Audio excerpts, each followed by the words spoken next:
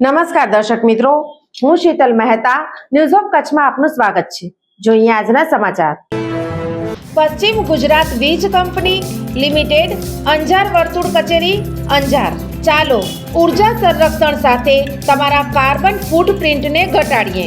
ઉદ્યોગપતિઓ માટે, ગૃહિણીઓ માટે, ખેડૂતો માટે સ્ટાર રેટિંગ વાળા પ્રમાણિત વીજળીના સાધનો વાપરો અને ઉર્જા કાર્યક્ષમતા વધારો। શિકારપુર ગામની સીમમાં આવેલ ગ્રીન સી કંપનીના કેમિકલ દ્વારા જીરાના પાકનું નુકસાન થયા હોવાનો આક્ષેપ ખેડૂતોએ કર્યો। ભચાઉ તાલુકાના શિકારપુર ગામની સીમમાં આવેલ ગ્રીન સી કંપનીના કેમિકલ દ્વારા જીરાના પાકનું નુકસાન થયો હોવાનો આક્ષેપ ખેડૂતોએ કર્યો છે। ત્યારે ખેડૂતો અને શહીદ ભગતસિંહ સેનાએ ભચાઉ પ્રાંત કચેરી ખાતે આવેદનપત્ર પાઠવ્યું હતું।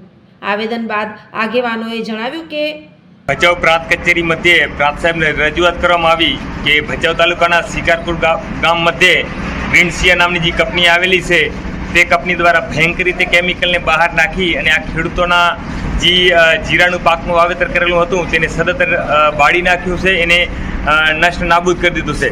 એક તો બહુ ગરીબ અવસ્થાની અંદર આ ખેડૂતો છે દરદાગીના ગીરવે મૂકી અને જીરાના રવિ પાકની વાવેતર કરે છે, જીરાનું વાવેતર કરે છે। એમાં આ કંપની દ્વારા ખોટી રીતે ગેરકાયદેસર રીતે કેમિકલનું બારે નાખી અને જળ જમીનને એને તો નુકસાન કરી રહ્યા છે, પણ હમણાં જીરાને બાળી નાખ્યું છે। હવે આમાંથી કોઈ પણ ખેડૂત આત્મહત્યા કરી લેશે તો એની જવાબદારી કોની? જેપીસીબીના આરઓ સાહેબની કે પ્રાંત સાહેબની કે કલેક્ટર સાહેબની? ત્યારે આજે રજૂઆત કરવામાં આવી છે કે આગામી 26 જાન્યુઆરી સુધી જો કાર્યવાહી નહીં કરવામાં આવે તો આગામી 26 જાન્યુઆરીના દિવસે ગ્રીનસિયા કંપનીને આજુબાજુના વિસ્તારના લોકો દ્વારા અને ખેડૂતો દ્વારા તાળાબંધી કરવામાં આવશે। કારણ કે આ લોકોના જે જીરાને પાકને નુકસાન કર્યું છે તે આજે એસડીએમ સાહેબ સમક્ષ રજૂઆત કરી કે આને પંચનામું કરવામાં આવે ને જેટલા 40 થી 50 એકર પર જીરાનું પાકનું નિષ્ફળ બનાવ્યું છે તેનું વળતર મુખ્યમંત્રી સમક્ષ સાહેબ ચૂકવે। સોફ Kutch power by Opal electronics, LG best shop, Vijaynagar road Bhuj, Rambag road Adipur. Power by KC jewellers, latest fashion ડિઝાઇનના ઓર્નામેન્ટ્સનો વિશ્વાસપાત્ર શોરૂમ, હોસ્પિટલ રોડ ભુજ।